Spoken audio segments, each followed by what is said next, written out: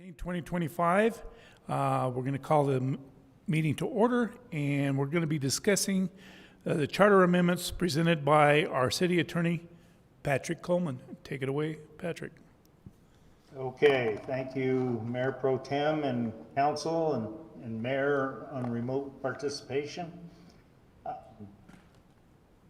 Back on December 9th, we presented some options for amendments to the charter and discussed how they might be presented as a ballot question. We required additional time to go into those proposed changes, and we wanted to incorporate some changes that the council had discussed at that work session. What you have before you is the new version of the charter with all of those changes that both the staff had presented and that council had requested. I guess to start with, staff has had the opportunity to kind of review this in more depth in the last few days, and one of the issues that has come up is whether or not it makes sense to have so many changes for one ballot. And a possible compromise for that concept would be, if you'll recall, one of the main changes that we were recommending was to delete the references to many of the departments and move those into an ordinance so that council could add or delete or change departments from time to time by ordinance rather than by a vote of the people through a ballot question. When we started reviewing that, there were a lot of aspects of each department that the council felt should continue to be in the charter. And so what you have before you shows the references to the departments being eliminated, but those aspects that are more related to general operations of the departments were kept in the charter amendments. What we are thinking may be a better solution is to only delete two of the sections that deal with specific departments, those being the municipal utility department, which we're not aware was ever created, at least in the last 40 years, and the reference to a public health department, which, as far as we could tell, has never existed and is by statute operated by Montezuma County. So our thought was perhaps delete those two references and keep the others as they are. We've been able to operate without too much trouble with those charter provisions in their existing form for the existing departments.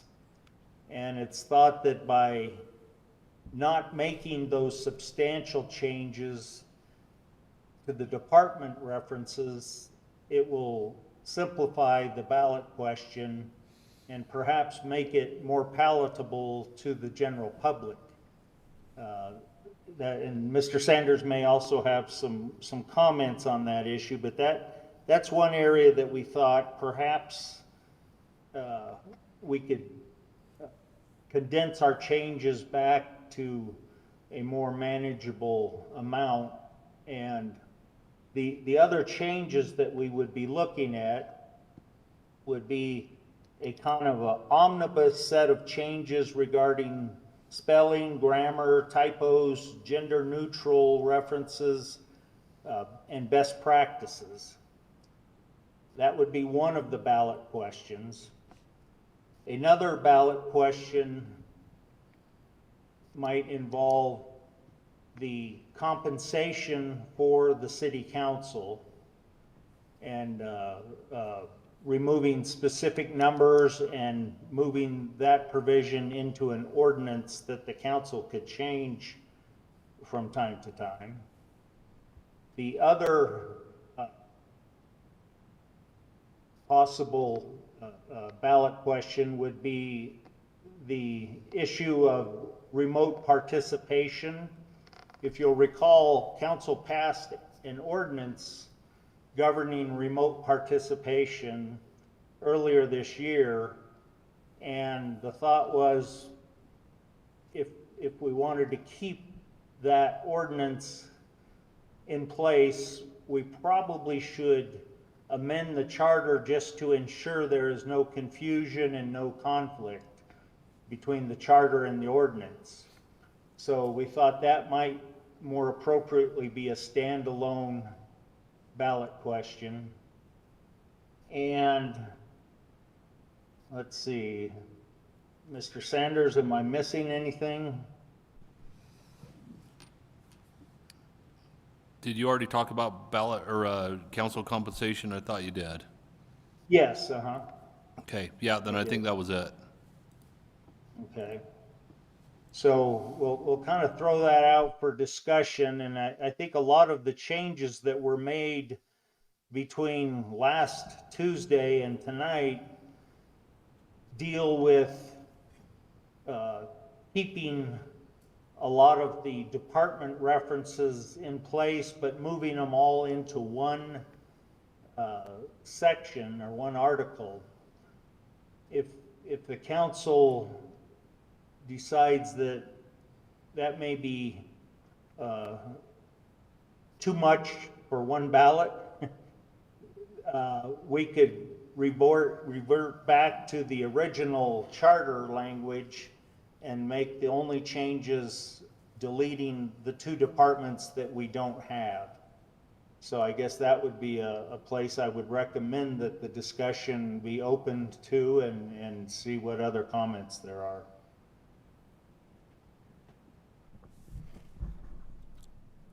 Patrick, this is Bill Lewis.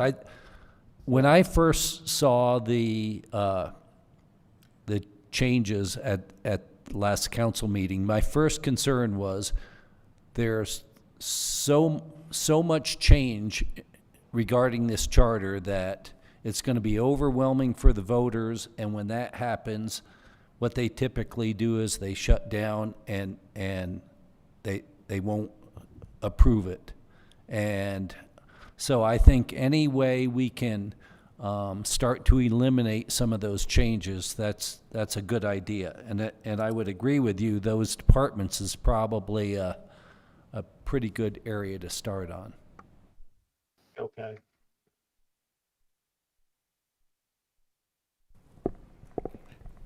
This is Robert Dobry. I would agree. I think the scope, limiting the scope so it isn't overwhelming, is probably a good idea. I think breaking the ballot questions up into the three that you described makes sense. There is one thing in the compensation piece that I do think we need to add into the charter. If we are delegating that to an ordinance, I do think we need to make it clear, in addition to the charter, that no council can pass a pay increase for themselves. It needs to be only for a future council. I think that could clearly be a hang up, and I just think that's a clear guardrail protection to have in there to keep, just to avoid malfeasance of any sort. So. I agree with that. That's definitely needed. So if you look on page 11, under section 3 starts on page 10 and then goes to page 11. We've we've reworded it to accomplish what Councilmember Dogry just mentioned. It says, no elected or appointed council member may receive an increase in pay during their then current term in office. No council member may be appointed or hired to a position within the city for which compensation is paid from municipal funds until the expiration of 1 year after the council member resigned, was recalled, or was term limited from serving on council. So the first sentence in that new language, and I apologize, it's not in all caps, but that would be an addition that starts with no elected or appointed council member may receive. So it clearly states they can't receive an increase in pay during their then current term in office. And by saying during their then current term in office, if they run again and are reelected, they would be entitled to receive whatever pay council may have approved during the previous council. Pat, can we make reference to this in the compensation section then? Because it was kind of confusing to have it split. And I mean, I can see there may be a reason for that, but I think, and sorry, this is Rachel, or Yes. Mayor Medina. What Councilmember Dobry said about making sure it's clear in there, I think having a reference to it in that section where it talks about our compensation would be good. Yeah, we can add that exact language into the first paragraph under section 2 on page 13 as well. So I have a question regarding that, just to sort of look at the whole concept of that. And that would be if, let's say we have a council member that votes on a raise for the next, for the next council or whatever, and they're in the middle of their 4-year term. But the next council people that come on, let's say at the next election, are coming into their 2-year term. So they're going to be paid at a higher rate than the one that's on for 2 years. I just find a bit of a discrepancy about that. And I understand the concept because we want to be straightforward and the like, but this isn't going to happen that often, number one. But I can't see sitting next to someone else and someone being paid less for it because it was for them doing the same amount of work, if not more. So that's my only comment I would have on that. And I don't know that there's any way around that. Yeah, that's tough. I don't know that there's any way around it. That is the regular procedure for elected bodies in the state of Colorado. Is if you're elected, I mean, for instance, currently the pay between commissioners is different because one was elected under one cycle and the others were elected under another, and it just, I think it is what it is with that. I think that I'm less concerned about that than I would be about giving a future council the authority to immediately increase their pay. So the only other thing I would say would be you would have to push it out further. But Yeah, that's what I was going to say, like something along the lines of effective in a future date, for example. Like if that language is in there, it'd be awkward, and it's going to be in there probably in perpetuity as often as we change this, but I don't know if it would work. I mean, sitting here thinking that, effective in 2028 or something along those lines, and so then everybody would be on that same schedule at that point. But anything before that could be a two different. I think one of the things we're trying to do is to make this a little bit more, to make the charter a little bit more evergreen. So we aren't just looking, we're making it so that can be reset by ordinance for future councils 30 years from now. So I don't think we would want a future date in the charter. I think just need to find a way around that to make sure we push it far enough out to not disincentivize, but not incentivize councils to do that. And because your terms are staggered, there will always be situations where a council votes on an ordinance to increase pay, and not all of the council members will have exhausted their term when the pay goes into effect, so it will be staggered necessarily, even if it was all voted on at the same time. I'm not sure you can get around that.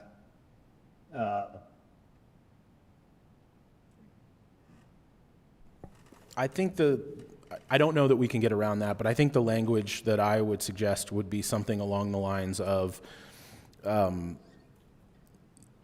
any council pay increases cannot take effect before the next municipal election, something like that.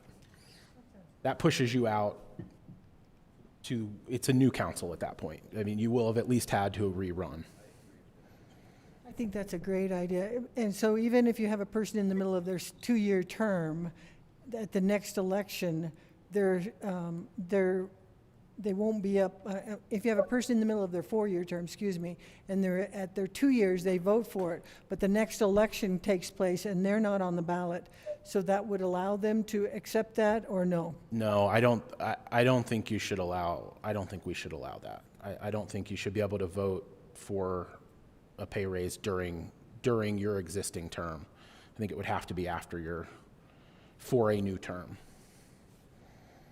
My only suggestion for like a different idea, if we wanted to explore it, would be the next budget cycle or the next election, whichever comes second, or maybe like 2 budgets from now. I don't know. Yeah, I think if you allow it during their term, the increase, there will always be a possible perception that they were, voting themselves a raise.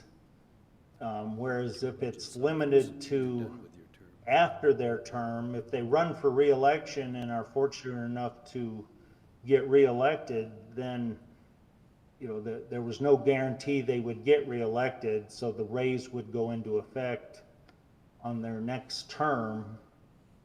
But I think, Mayor, under your suggested language, that still leaves open the possibility that a council member would be voting to increase their pay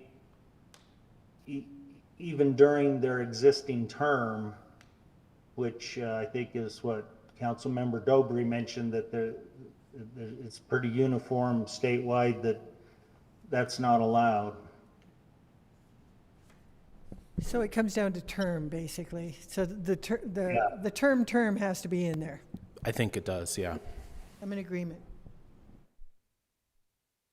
Okay, so if I take the language that is on page 11, section 3, at the top of the paragraph on page 11, where it says no elected or appointed council member may receive, because that section is talking about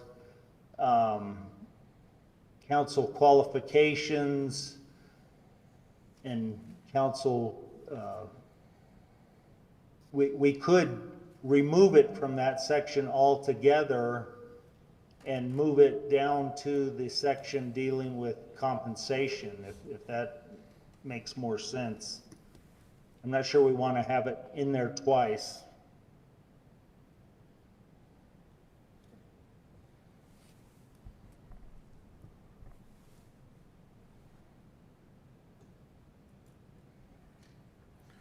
What section is that you're reading in? Because I'm not sure. I'm looking at the emailed version, and I'm not sure if the page numbers match. So if you go on page 10, at the bottom, there's section 3, qualifications for city council members. Do you see that? Okay, that's listed as page 6 on this. Okay.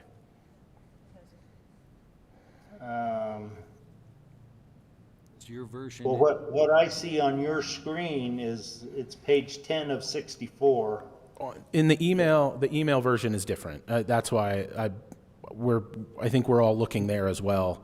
So if you could go by sections instead of by page numbers. Okay, so if you go to Article 2, Section 3. Yeah. Yep, last paragraph. last paragraph, so we deleted that language and added on the next page a paragraph that includes the first sentence that deals with this issue we're discussing now. Yeah, I think that looks written quite well, actually. But what I'm suggesting, perhaps, at Mayor Medina's suggestion, is that we remove that first sentence from this section 3 and move it down to Article Roman numeral 3, Section 2, which deals with compensation of mayor and council members. I would agree with that. I And- think that solves that. It puts it all together, and I think Okay. that sentence does what we were describing. Okay, we'll just put it, that first paragraph that's the amended version says the mayor and each council member under section 2. And then it ends with such amounts as may be determined by council by ordinance from time to time. We can add that language that currently is up in section 3 in Article 2 and just stick it on the end of there instead. So, Yes. okay, Thank you. I think that makes the most sense. Does. all right. Counselor, can we back up a little bit here? Because I think we're kind of getting in the weeds on this one, and we did for sure, and I'm good with what we did. It seems like a reasonable thing to do. But can we get back to the original idea of kind of pulling back on our redoing the quote whole charter and just the things that we want to do? And the things that I think I'm hearing is, number one is that to remove the municipal utilities and the Department of Public Health from it. And then number two is sort of go to the best practices, change, rewrite the wording that includes the best practices and the gender references and the grammar and the spelling, and clean that up. So that'd be, in my mind, that'd be number two. And then we sort of get into a little bit of council things that are specific to council. And that's the one that we've just been speaking about, which has to do with the compensation and, pulling that out of the charter and putting it into a codified document. And the second one under council specifically is the virtual attendance, which is the one thing. And I think we are all in agreement with that one in theory. Because we've already voted for that. And the other two things that I thought needed to be mentioned, one was directly under council, and that was the term limits. Because if we're going to, I kind of look at this as we're bringing this forth to the voters to say, we're cleaning up our portion of the house first, right? The council portion of the house. And part of that is a term limits issue. So that might be a reasonable thing to put in here, or because it's not in the charter per se as of now. Am I correct in that? Assuming, No, it's in here. There. okay, And I'm under elections, that's Article Roman numeral 4, Page. Section 1, okay. and it says, Can you give me the page on that you have in front of you, Patrick? Oh. page. yes, just a minute, Section, is that 19? No? yeah, it starts on, yeah, it's all on there it page is. 18. I got it. I see it. Okay, And at the bottom and that was page- added in, is that added in, or is that, because it's in blue in mine? Yeah, the all caps at the bottom of the page, where it says no council member Right. shall. I am with you, but are we adding that in? Yes. So it has to be voted Yes. on? Yeah, okay. Yes, I just wanted to be sure there's that a state statute that limits the terms, but it allows for local governments and especially home rule governments to have their own term limits. So some of the home rule communities have chosen to do 3 4-year terms. This one, and ours is somewhat unique in that we have the 3 highest vote getters receive a 4-year term, and then the next higher one only gets 2 years. And So the language that I drafted allows, so if you get a 2-year term and a 4-year term, you still have the ability to do another 2-year term. Because it says no council member shall serve more than 8 consecutive years, regardless of whether their terms consisted of 4 years or 2 years. And then a 4-year gap between terms shall be required to constitute non-consecutive service. So that has to be voted on, right? To Yes. change that part of the charter. So that's one thing that should probably be coming in there. If we're cleaning up our council portion of this, if that's our goal. Yeah. And if that is our goal, I'm kind of assuming it is, but I don't want to make that imposition on And you. so I thought that one could be under best practices perhaps, because it's kind of how we've been operating, even though it wasn't specifically spelled out in the charter, as you rightly pointed out last time. So I'm not sure it's a controversial issue, but if you think maybe it needs a standalone ballot question, we can certainly do that. I don't know. I have you probably just covered it, but I missed it somehow. So we got a council member that has served, let's say, 6 years. He's up for reelection. He gets the most votes for, so now he has the ability by vote to do 4 years, but he can't because they'll be term and limited after 2. So does he automatically get the 2 years, and the person that received the fewest votes now has 4 years? Do you understand what I'm saying? Yeah, that's a quirk that, you know, Yeah, but if we you're- could handle it the way you just described, or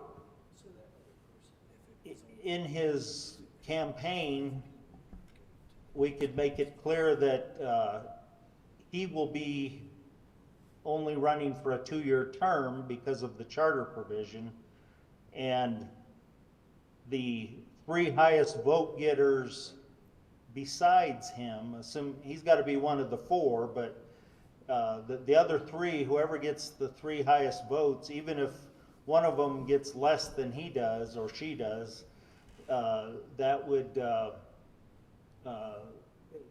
they would still get a 4-year term, even if they only had the 4th highest vote total. So, I understand all of that, but if you try to put that on a ballot, there's no way that everybody's going to understand what you just said.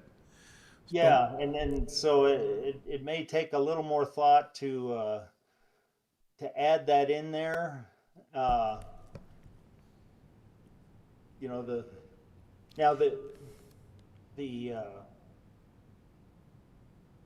So I suppose a lot of communities don't have that 2-year provision. They just say the 4 highest vote getters receive 4-year terms. So, Counselor, am I assuming correctly if I were to say that this, because you mentioned it earlier, you mentioned that this may come under best practices, because that's what we're actually doing. Would it be a better approach for us to do this in an ordinance instead of putting it into the ballot, or does it have, what's the thought on that? You know, I think term limits is more appropriate for, you know, at the state level, it would be a constitutional issue perhaps, and you know, it's just kind of my personal opinion that it seems like more of a foundational rule that the city operates under, because if you put it in an ordinance, I could see the opportunity for some shenanigans if a particular council decides they want to stay in power. They could modify this issue and allow for 3 terms instead of 2 and that sort of thing. So I guess I would recommend that however we come up with the language, it should probably stay in the charter. I would agree with that. So does it have to be voted on at this, I mean, since we're trying to, Yeah, I mean, I think it should be, I think we should include the language in, Okay. The suggestion I was going to make is we could just align our language with the state law language, which is the 2 4-year terms or 3 2-year terms. Then you avoid that. Then you avoid that that issue that Dennis was describing. That's a good idea. Hey, Pat, this is Matt Kefauver. I have a real life, for instance. 5 years ago, I was appointed by the council at that time for a 1-year term, and then I ran for council and received a second 4-year term. If I were to run again this next spring, which I'm not, how would that work? Is it, I mean, it has to be through an election, I'm assuming, but could someone in that instance serve 9 years in a row? Yeah, and that's why I put, instead of terms, I put 8 consecutive years. Now, if you want to make it 6 consecutive, because if you had to run for one more and that brought you to 9, that obviously would be a problem. We could address appointed council members and treat their terms uniquely. Either don't count the remainder of the appointed term, and so they either get 6 2-year terms or 2 4-year terms after their appointment. It's yeah, I think we kind of have flexibility in that, and you can always come up with scenarios where it complicates it, but I agree that your situation would have been a little unique, but not completely unusual, and so I guess I'll open it up. If I kind of like Councilmember Dobry's suggestion that we do just 2 4-year terms or 3 2-year terms. Of course, what do one problem with that is, what if your first term is a 2-year and your next one is a 4-year? I suppose that amounts to 3 2-year terms, so you would still be prohibited from running again because you don't get the opportunity to run for 2 4-year terms.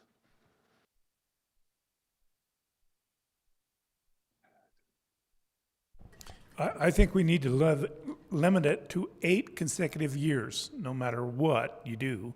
And how you do the 2-year term, I think when a guy reaches his 8 consecutive years, he's done, or she.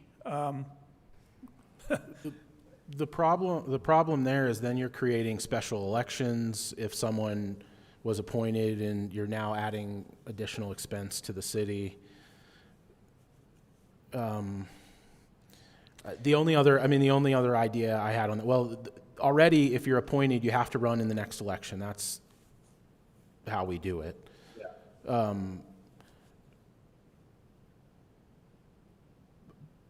The only other thing I can think is that if it's less than a year, it doesn't count, and if it's more than a year, the majority of the term that you're appointed to, it counts as a term. That's I don't know, but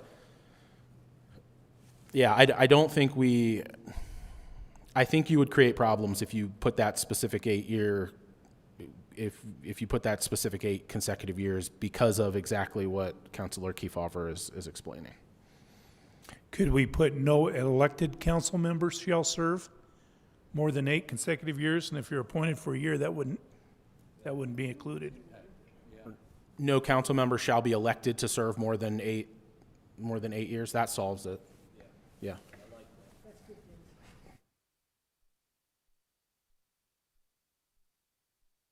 Yeah, I think, and then the question is, should we add a sentence that specifically exempts appointed members, the appointed term, from this provision of 8 consecutive years. So they could go 8.5 or 8 or 9 years even. Mayor Pro Tem Drew Sanders here.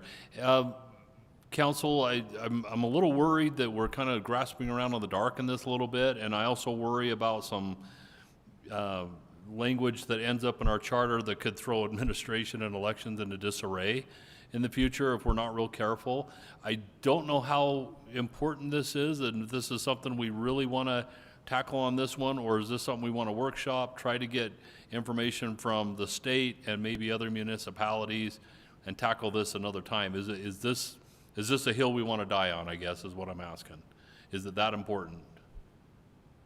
Boy, I'm not sure if it's a hill we want to die on, but I'm not sure that we can determine if that's that hill today sitting, I mean, as we move forward into this. And I think the one thing that I hear a lot about from constituents and in the political field in general right now is term limits. And so I really don't have a strong opinion that this has to be on this time, but it seems like a reasonable time to put it on because we're dealing with council. What I think it's important that we clean our own house and we present ourselves as straightforward and as transparent as possible as council members. And in order to prevent any possible perception that we're hiding or sliding things through, particularly as we move forward with the charter in general in the future. Then may I say, sorry, Mayor Pro Tem, I'll let you go. No, you go right ahead. I was just going to have Mayor Medina chime in because she's got a lot of experience in this area, or she's been around a day or two. And Yeah, I would, thank you. I would lean towards, just adding the word elected, and we just maybe don't count appointed years unless we want to do, if it's after 1 year or less of an appointment. And then I also, and I apologize, I want to kind of back up, but Patrick, I just want to clarify what you're asking of us. Are you asking which sections should make it to this ballot next April and which sections should wait? Or are you asking us how it should be split up in the ballot to be more digestible? And if you're, I guess I want to figure out what else we're potentially leaving off if it's the first scenario.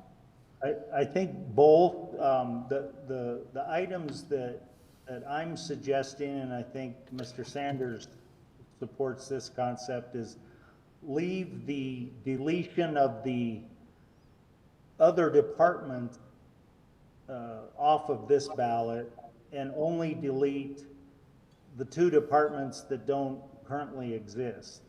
So that would be the primary method of condensing the ballot. This other stuff, we're assuming the council wants to include it.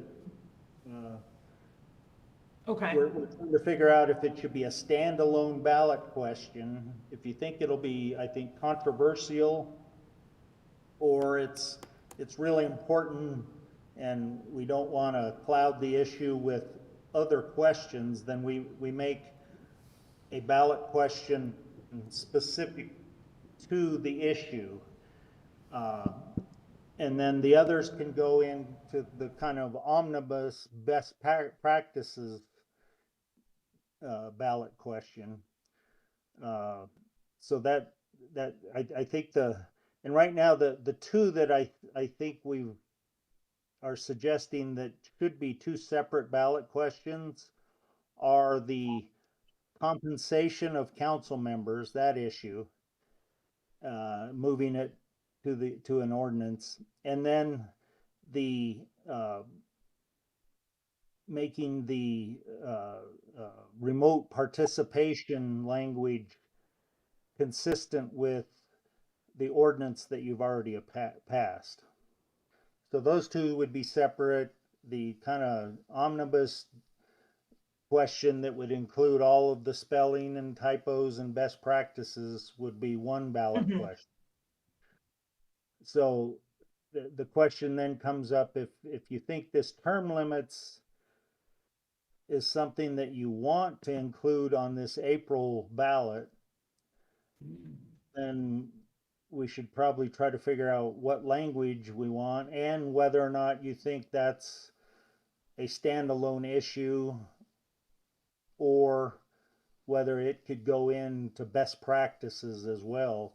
Uh, and I don't think you're going to have a lot of pushback, but you all know the electorate better than I do. But we've kind of sort of superficially operated under the idea that council members only get 2 terms consecutive.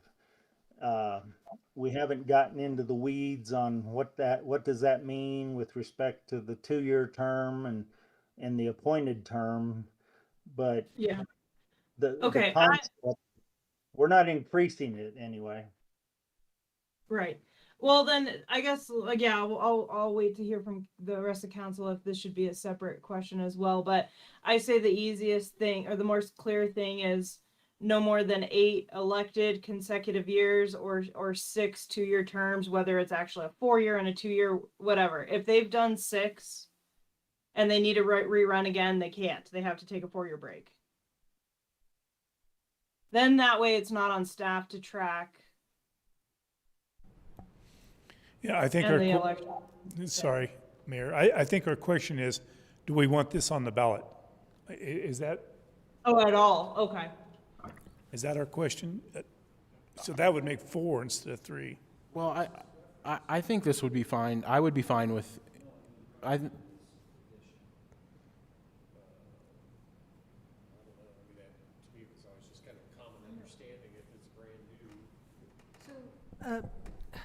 I have a question. So if it's been our kind of standard practice right now that we're only doing 2 consecutive terms, and then if you take a break, you can come back and do another 2 consecutive terms, is this written anywhere, Patrick? there's No, there's not state in law, the but charter. not, yeah.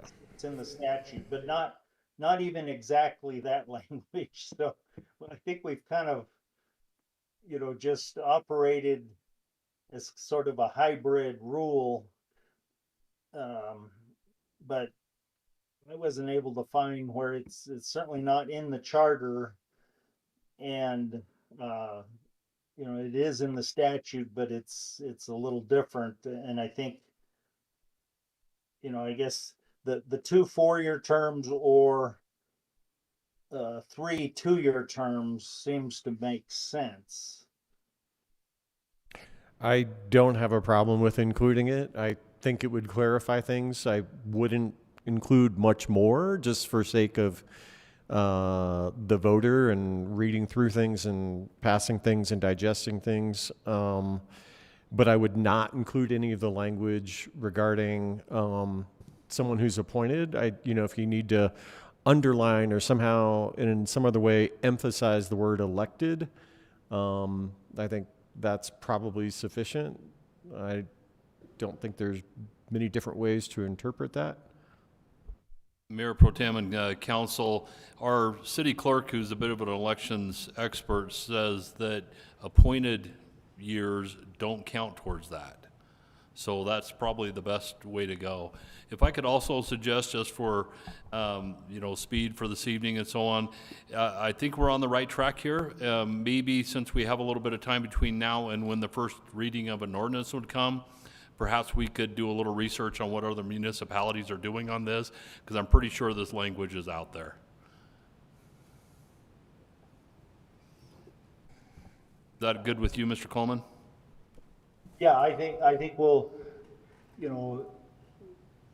I think as I'm understanding council, we'll go with the state language of a maximum of 2 4-year terms and 3 2-year terms, which necessarily I think means if you get a 2-year term, you're only limited to 1 more 4-year term, because that would be 6 years, and maybe we can say, or 6 consecutive years after the 2-year term limitation, so that, because we do want to eliminate the Pat. possibility that one could win Pat. 2 years, then 4 years, and then 4 years.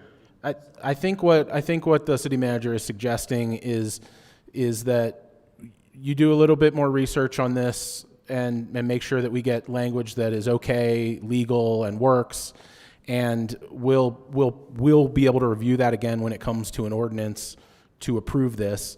I think the council roughly agrees on we want to include this. It's just a matter of making sure the language is tuned a little bit. So I don't think we need to keep digging into the weeds right now, I think is where we all are. Now, one question, do you want to make this a best practices change, or do you want it to be a separate ballot question?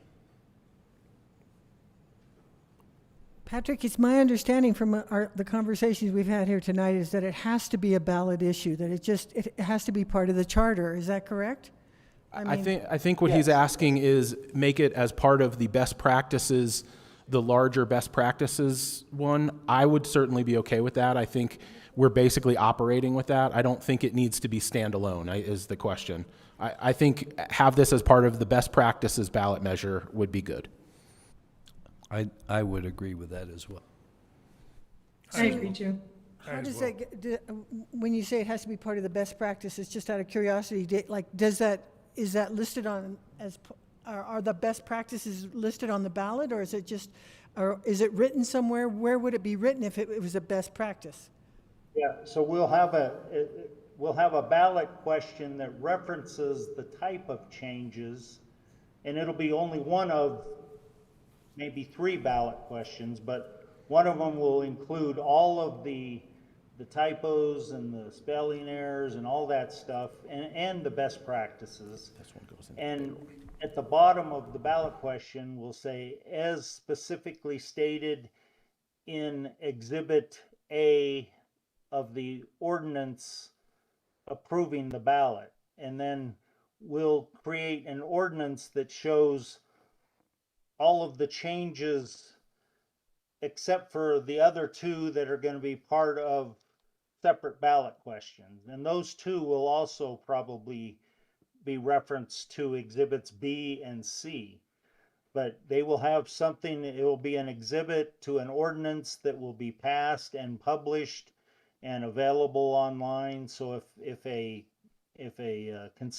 voter wants to read the specifics, they can go to the ballot and look at, or the ordinance approving the ballot, and look at the exhibits.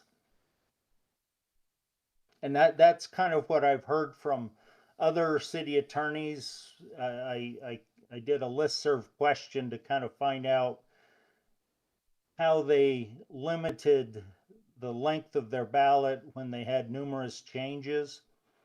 And the ones that responded said that they do it by putting the specific changes into a exhibit and attach that to the ordinance rather than put it on the ballot.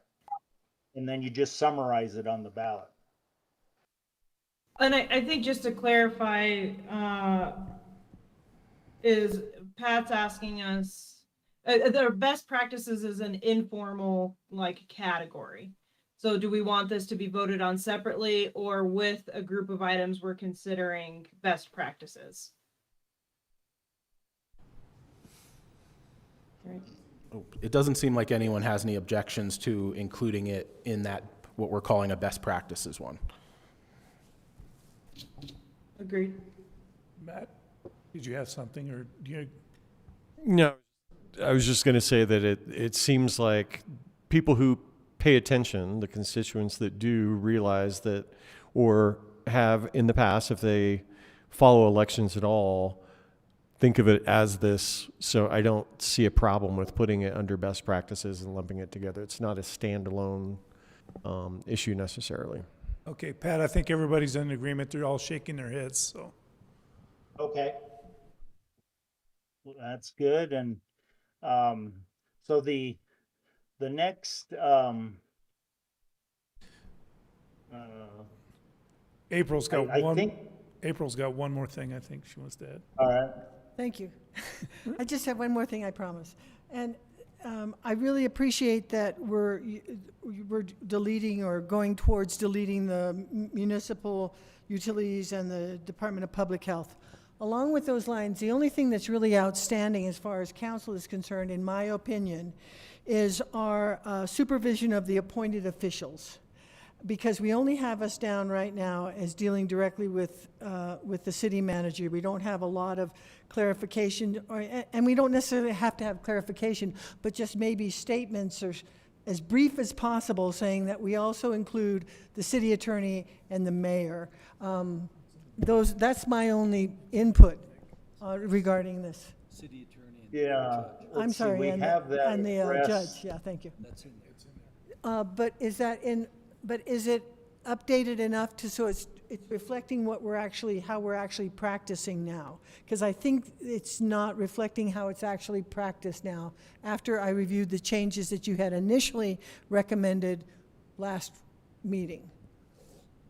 I just If want you to, look under Article 3, the council, and that's on page 12, goes on to page 13, under Section 3, powers of the council.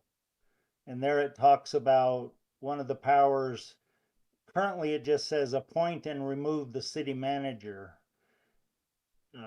And we're recommending that you add the city attorney and the municipal judge under that. so that And can, then, so that's appoint and remove. And then, let's see, we've also addressed it.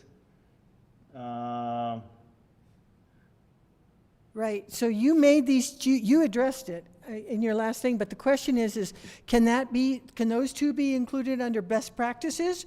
Or Yes. does it have to be, okay, Yes. good enough, thanks, that was Yeah. my only question. That- I appreciate your time. Okay. Okay.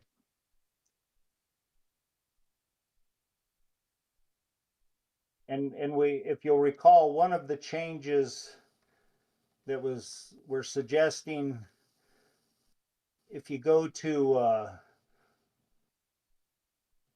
Article 5, let's see, or Article Roman numeral 6, is where it addresses that the council oversees the municipal judge, and then under Section 4, the changes to the appointment and qualifications of the city attorney.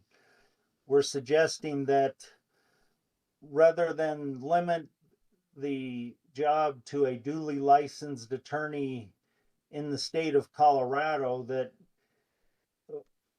I think it's probably short-sighted to limit the search to only city attorneys or attorneys licensed in Colorado. There may be somebody in another state.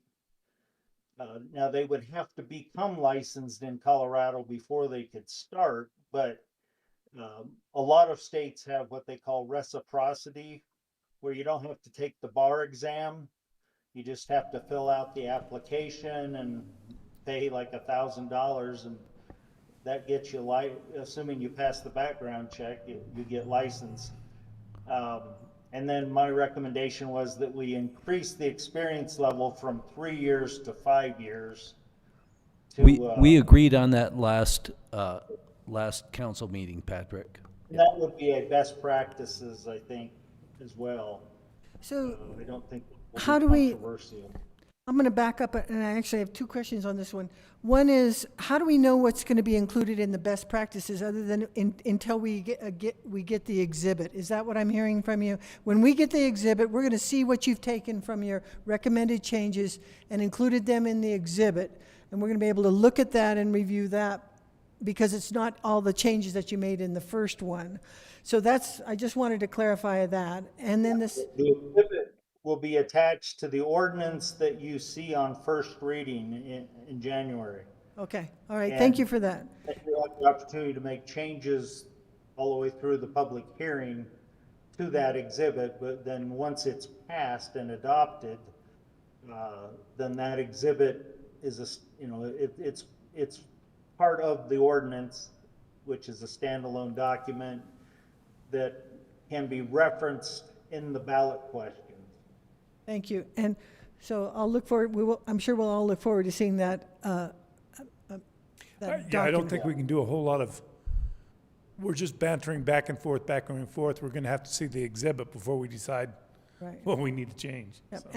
And can I back up for a second, just a little bit, to the city attorney? And I've given this quite a bit of thought after our last meeting. And it talked about, talks about him being duly licensed attorney in the United States for the entire 5 years versus 3. I know there's a lot of variation in professional accomplishments and professional motivation and professional experience. And I think that if we limit it to 5 years, that's just limiting our pool a little bit more than, because speaking as a physician, if I know a physician has been out there practicing for 3 years, they may have had a rip-roaring, very inclusive experience versus someone who's just sitting in a small place. And I'm thinking that is going to be the same for an attorney.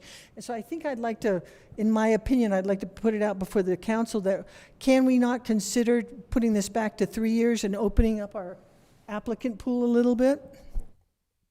I would be fine with that. I think setting the floor in charter as 3 years is fine, and then it would be up to council to choose qualified and experienced person. And that it may be a rock star with 3 years of experience, and it may be someone with 30 years of experience. I agree with that. Yeah, I'm fine with that as well. We can do that. All right. Any other issues or thoughts we need to deal with? No, I think it looks like, or at least the council in the chambers, it looks like we're all in agreement, and to have the three charter questions, a best practices, a compensation, and the remote meeting question. I did, if we're going to move, I don't know if we're going to discuss remote participation, but I did kind of have a question about that. Pat, so if this is a standalone item and it happens to fail, what happens to the ordinance? Wouldn't that be in conflict with the ordinance that was passed? And so Yeah, which, and Drew and I talked about that today. I think it would be certainly appropriate that council meet to consider revoking that ordinance if that provision fails at the ballot box. I mean, there's the argument, and I certainly made that argument when you pass the ordinance, that the ordinance technically does not conflict with the current version of the charter. But if the voters reject the proposed language, it would seem to me that they're actually rejecting the ordinance as well. And so I think it's probably appropriate to consider whether you want to revoke it after the election.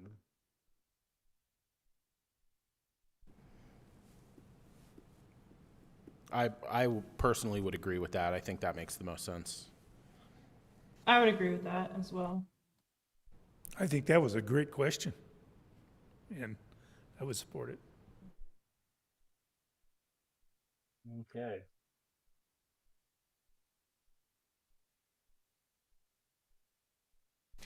Okay, Pat, I don't see any other questions coming from council.